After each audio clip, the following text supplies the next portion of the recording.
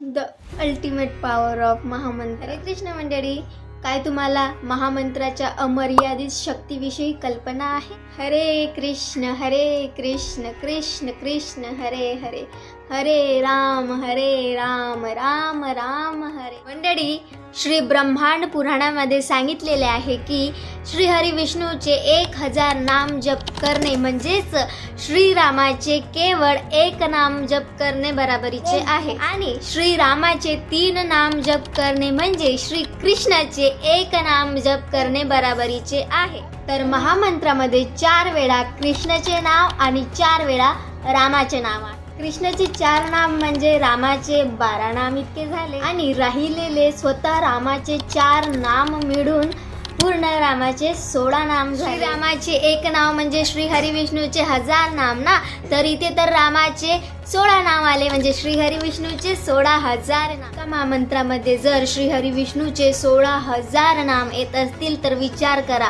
आपण जेव्हा महामंत्राची 1 माळ जप करतो जी की 108 बीटची असते, तर तेव्हा आपण श्रीहरी विष्णूचे 1,72,80,000 नाम जप करू शकतो.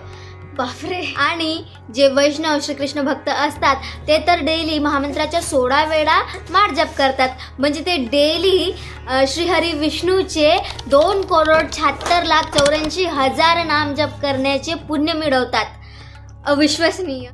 आणि गोष्ट इथेच नाही थांबत मंडळी, तुम्ही हे पण ऐकून घ्या की जेव्हा आपण श्रीकृष्णाचे 100 वेळा नाम जप करतो ना, तेव्हा आपल्याला श्री राधाचं 1 वेळा नाम जप करायचं पुण्य मिळते. आणि आपण जर फक्त 2 वेळा राधे राधे म्हटलं ना, तर याचं पूर्ण काउंट किती होणार याचा विचार तुम्ही करू. तर मग थांबले का आहे? लिहा कमेंट बॉक्समध्ये राधे राधे. धन्यवाद.